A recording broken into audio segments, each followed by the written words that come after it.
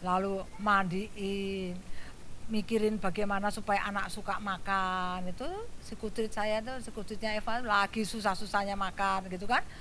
Nah, nanti mungkin pada waktu kita mengalami itu kapan anak ini gedenya, ya. Nanti pada waktu anak itu sudah besar, susahnya beda lagi.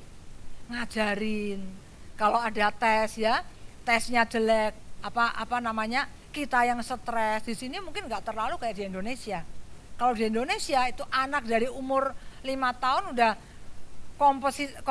kompetitornya tuh udah banyak banget, begitu ya, sampai SMA itu orang tua mulai lesnya nggak cuma les belajar, semua orang pasti para orang tua murid kalau di sekolah di Indonesia kan nggak di sini.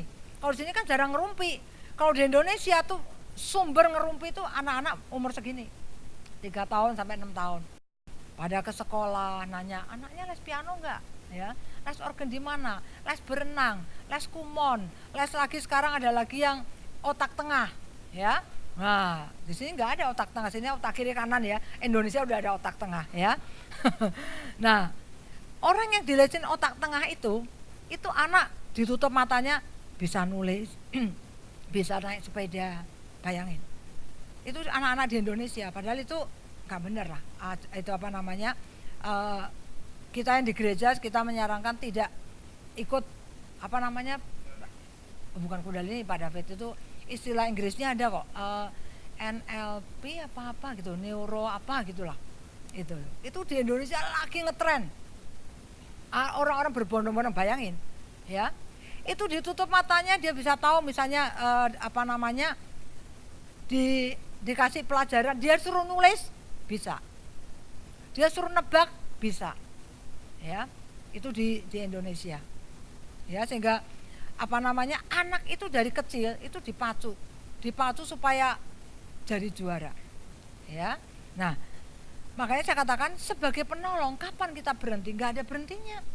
Bukan saja kita sebagai suami istri ya, tapi mungkin pada waktu kita sudah lagi tidak punya apa namanya, pasangan hidup kita, fungsi penolong itu tetap harus kita jalankan. Ya, kenapa? Karena itu seperti Tuhan menolong kita. Tuhan menolong kita tuh nggak ada habisnya sampai kita mati. Demikian juga dalam kehidupan kita, baik kepada teman terdekat, kepada teman rohani kita, ya, kepada siapapun, hati penolong itu harus ada dalam hidup kita. Nah, mengapa sulit kita tuh jadi penolong? Ya, yang berikutnya, mengapa sulit jadi penolong? Ya, yang pertama, karena biasanya kita sulit jadi penolong kalau tidak ada penundukan diri. Ya, kita sulit jadi penolong kalau kita, nah, sejak manusia jatuh dalam dosa, maka Hawa itu punya kecenderungan untuk menguasai. Apalagi kalau kita punya temperamennya dominan, ya. Nah, itu untuk jadi punya penundukan diri itu nggak gampang, ya. Nah, penundukan diri itu juga macam-macam. Ada yang orang memang tidak bisa menundukkan diri. Contoh dalam Alkitab itu siapa? Isabel, ya. Waduh, itu ratu yang paling dominan. Apapun yang dia kehendaki harus terlaksana. Ada, ya, wanita yang pokoknya saya harus, ya, nggak peduli suaminya atau temannya setuju nggak setuju, pokoknya kudu mesti harus, ya, itu harus saya lakukan, saya harus dapatkan. Ada seperti itu. Tapi ada juga orang menundukkan diri itu bukan karena apa namanya, sukarela, tapi karena terpaksa. Tunduk sih tunduk, tapi terpaksa. Kenapa? Takut suaminya nyeleweng, ya, takut gak dikasih gaji bulanan. Jadi mau nggak mau, ya udahlah saya tunduklah. Tapi tunduknya nggak benar, gitu ya. Tunduknya tuh hanya secara terpaksa. Nah, penundukan diri yang benar itu adalah kalau kita menundukkan diri dengan sukarela, dengan sukacita. Nah, baru di situ kita belajar arti penundukan diri, ya. Lalu kemudian yang kedua, ya, mengapa sulit jadi penolong? Karena pola asuh yang salah. Saya punya teman di Bandung, itu orang tuanya tuh sangat sayang kepada teman saya perempuan, ya, suami istri teman-teman saya sih. Cuman yang perempuan ini dia dibesarkan oleh orang tua yang sangat protek banget, ya, orang tua yang sangat apa namanya, eh, ikut campur lah terhadap anaknya. Sampai anaknya berkeluarga, mamanya ini kalau datang ke rumah anaknya itu bisa tidur sekamar loh dengan anaknya, bayangin. Padahal udah punya cucu, begitu ya. Anak perempuan ini juga sama, dia begitu sayang banget sama mamanya. Sampai dia katakan, saya kalau suruh milih ya antara suami dengan mama, saya pasti pilih mama. Itu ya, saking ku sayangnya dengan mamanya. Ya. Nah, sehingga itu menyulitkan bagi suaminya. Suaminya tuh sampai akhirnya ya, satu kali dia sampai give up. Dia juga katakan kayaknya rumah tangga saya nggak bisa dipertahankan lagi. Ya karena lihat istri, apalagi istrinya tuh pintar cari duit. Suaminya tidak terlalu pintar cari duit. Ya. Sehingga bagi suaminya itu harga dirinya itu begitu direndahkan. Nah, istri sulit jadi penolong. Kenapa? Karena pola asuh yang salah tadi. Nah, bersyukur suami istri ini akhirnya dia ikut komsel dengan kita. Nah, setiap kali firman Tuhan diberitakan, ya sedikit banyak, terakhir dia terucap waktu kita sharing, gimana nih? Ya, bisa nggak kita ngerubah suami kita? Dia sendiri ngomong, merubah suami nggak akan bisa. Saya yang mesti berubah. Wah, puji Tuhan, pikir saya ya. Karena dulu dia paling kukuh. Dia berkata pokoknya saya lebih cinta kepada mama saya. Ya. Orang mau bilang apapun juga terserah. Pokoknya saya apapun juga mama saya mesti nomor satu. Ya. Dan itu sangat menyulitkan buat suami. Nah, pola asuh seperti ini yang harus kita tinggalkan, ya. Lalu kemudian trauma yang belum pulih. Ya, mengapa sulit jadi penolong? Mungkin ada trauma, pernah disakiti oleh pria, ya. Lalu kemudian apa? Gambar diri yang rusak, ya. Orang yang gambar dirinya rusak, cirinya apa? Dia mudah marah, dia mudah tersinggung, ya. Atau sebaliknya dia haus akan pujian. Dia akan nyaman, dia akan merasa senang, walaupun kalau mungkin kita tahu orang ini muji si A ini karena menjilat, tapi bagi si A ya itu pujian itu menjadi satu keberhargaannya dia, ya pujian ini menjadi satu kebanggaannya dia. Nah, orang yang gambar dirinya belum pulih itu sulit jadi penolong, ya. Lalu kemudian apa? Karakter yang belum diubahkan. Nah, itu juga sama. Baru-baru ini ada teman saya juga, teman komsel juga, ya. Yang satu duda. Maaf ya Pak David ya, bukan Pak David tuh ya. Ya. Nah dia itu dulunya menikah dengan orang Islam. Nah kemudian dia cerai.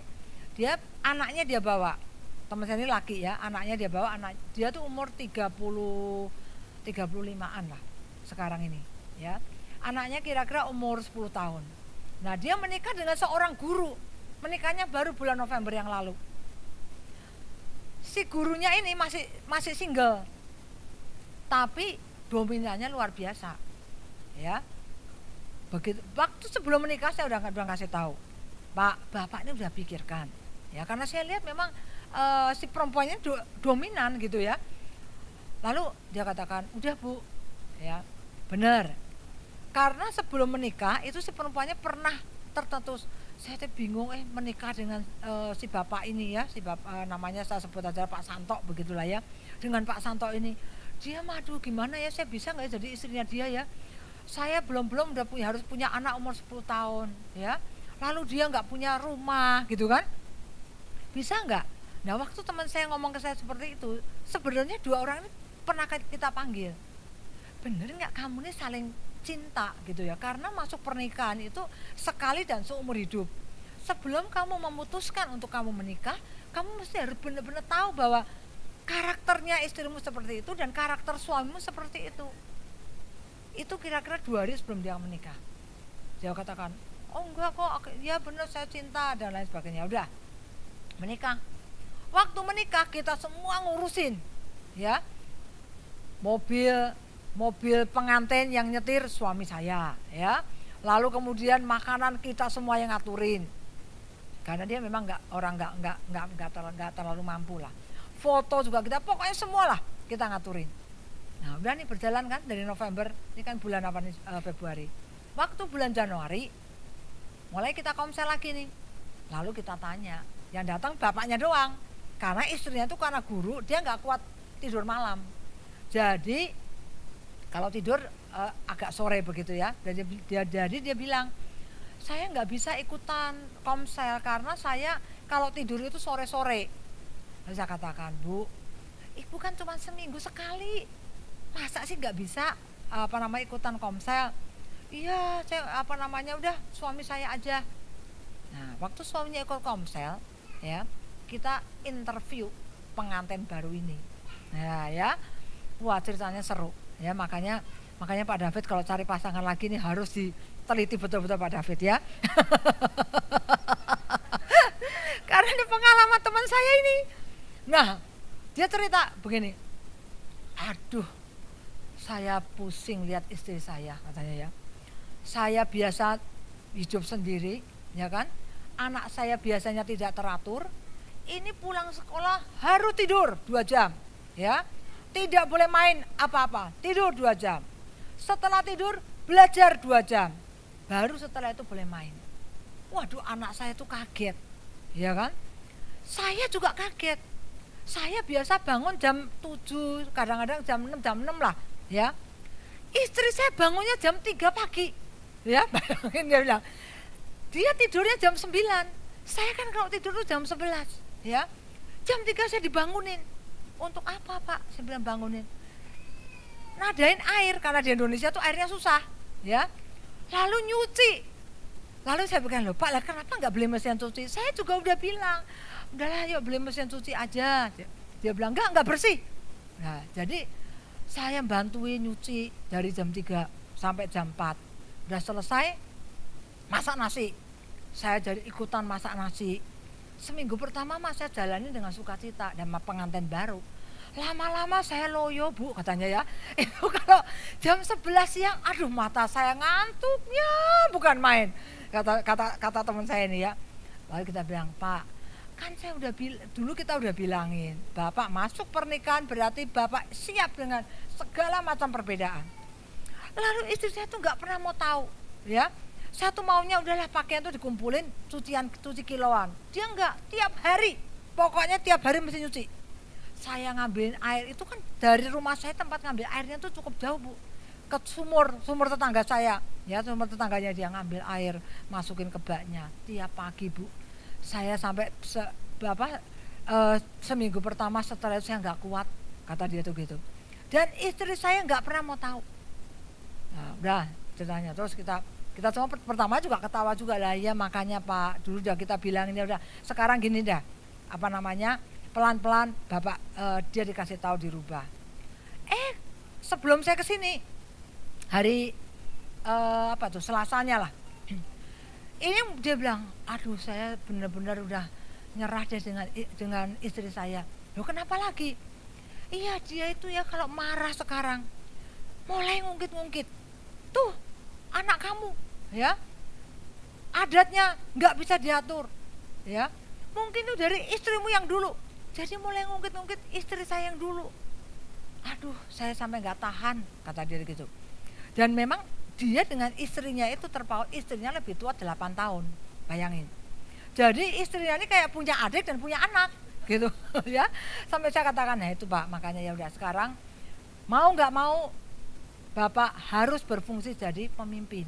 Kalau Bapak nggak bisa berfungsi jadi pemimpin, ya pemimpinnya istrinya Bapak. Saya katakan begitu. Makanya Bapak harus bisa berfungsi, ngajar dia. Saya bilang, jangan nurutin terus. Kalau nurutin terus juga sama. Nah, kemudian juga sama anaknya Bapak juga mesti dikasih tahu. Dengan adanya mama yang baru ini, aturannya beda. Jadi ikuti aturannya dia. Ya. Nah, akhirnya sekali tuh sebelum saya berangkat ke sini, saya berangkat hari hari Kamis, Selasanya ikutan komsel. Nah di komsel itu baru kita bilangin, ya, menjadi seorang penolong itu tidak sekarapnya kita, ya, karakter kita mesti berubah. Pada waktu kita sudah menikah, mau nggak mau karakter kita itu mesti berubah, ya. Nah yang berikutnya apa? Mengapa sulit jadi penolong?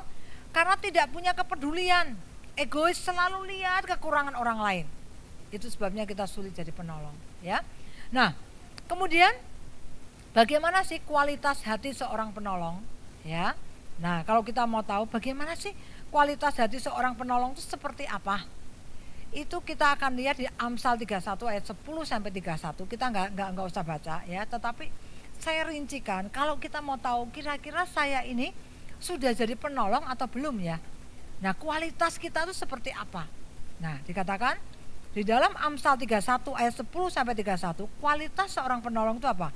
Dia bisa mengatur rumah tangganya dengan baik, bersedia bekerja dengan tangannya, melayani di rumah tangganya, berinvestasi dengan bijak, kuat karena menjaga tubuh dan rohnya dengan baik, mengembangkan talentanya secara konsisten dan kreatif, suka memberi kepada orang miskin, melindungi anak-anaknya, berpakaian benar dan menarik, membawa nama baik suami, menggunakan waktu dan tenaganya dengan efisien, menunjukkan roh yang optimis, tidak khawatir, berbicara dengan hikmat dan menunjukkan kebaikan, memprioritaskan kesetiaan dan memberi yang terbaik, menerima pujian dari pekerjaan atau perbuatannya.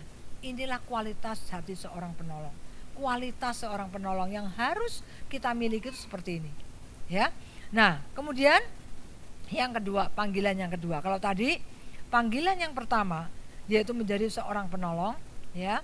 Panggilan mulia seorang wanita yang kedua yaitu menjadi wanita yang bijak, ya.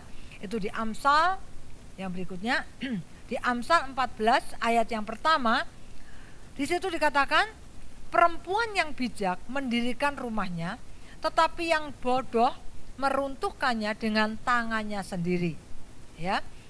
Nah, jadi ada dua pilihan. Kita ini mau menjadi bijak atau menjadi bodoh, itu tergantung kita. Dan ayat ini menarik, ya. Perempuan yang bijak dia mendirikan rumahnya, ya. Tapi yang bodoh meruntuhkannya dengan tangannya sendiri.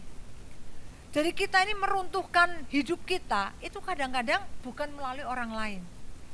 Firman Tuhan katakan perempuan yang bodoh meruntuhkan rumahnya itu dengan tangannya sendiri, ya. Nah, apa sih artinya wanita bijak? Kira-kira apa artinya wanita bijak? Wanita bijak di situ dikatakan, ya, yaitu wanita yang dapat menerapkan kebenaran firman Tuhan dalam hidup sehari-hari. Itu adalah wanita bijak, ya. Jadi wanita bijak itu adalah wanita yang dapat menerapkan kebenaran firman Tuhan dalam hidup sehari-hari. Itu cara yang gampang, ya. Apa artinya hidup sehari-hari? Artinya selama 24 jam kita dapat mengaplikasikan, kita dapat melakukan, menerapkan kebenaran firman Tuhan dalam hidup kita, ya. Nah, sebagai satu pertanyaan, apakah saya ini bijak atau enggak, ya? Ya, mungkin ibu-ibu bisa jawab sendiri, ya. Apakah perkataan kita ini membangun orang lain enggak sih dalam hidup, dalam setiap harinya, ya? Lalu apakah kita ini bisa mengasihi orang yang menegur kita enggak? Lalu apakah kita ini mencari hikmat Tuhan setiap hari enggak? Lalu apakah orang-orang di sekitar kita ini senang enggak dengan karakter kita? Nah, itu ada satu pertanyaan dalam hidup kita. Untuk kita menguji kita ini bijak atau enggak sih, ya. Lalu apakah orang-orang sering datang enggak minta nasihatmu? Nah, itu adalah kualitas seorang wanita bijak, ya. Jadi wanita bijak itu definisinya enggak usah susah-susah yang macam-macam, enggak. Tapi wanita bijak adalah wanita yang dapat mengaplikasikan, yang dapat menerapkan kebenaran firman Tuhan dalam hidup sehari-hari, ya. Dan kita mesti ingat Amsal 14 ayat 1 dikatakan perempuan yang bijak dia bisa mendirikan rumahnya, tapi yang bodoh dia akan meruntuhkan dengan tangannya sendiri. Jadi hati-hati, ya. Kita bisa meruntuhkan hidup kita ini bisa runtuh bukan kadang-kadang melalui orang lain, tapi kadang-kadang melalui tangan kita sendiri. Oleh sebab itu kita harus benar-benar waspada, ya, untuk kita bisa menjadi wanita yang bijak. Yang ketiga, panggilan mulia seorang wanita, yaitu Tuhan memanggil kita untuk kita hidup di dalam kekudusan. Ya, 1 Tesalonika 4 ayat 7 dikatakan Allah memanggil kita bukan untuk melakukan apa yang cemar, melainkan apa yang kudus. Berbicara mengenai kekudusan, ya, kenapa? Kalau kita baca di dalam kitab Imamat, ya, Imamat pasal 17, kalau enggak 17, 18, 19. Kekudusan yang pertama yang Tuhan tuntut itu kekudusan dalam pernikahan. Baru setelah itu kekudusan dalam hidup kita, baru setelah itu kekudusan dalam jemaat Tuhan. Ya. Ketika saya membaca dalam Imamat, saya katakan, iya ya, kenapa ya Tuhan tuntut yang pertama kekudusan dalam pernikahan? Ya.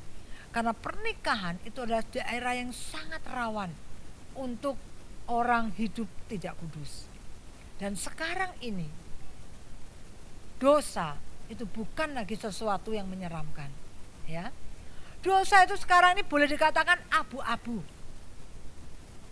Di Bandung baru-baru ini ada satu kasus, seorang hamba Tuhan, dia melakukan pelecehan kepada jemaatnya yang remaja, ya. Dia nggak sampai jatuh dalam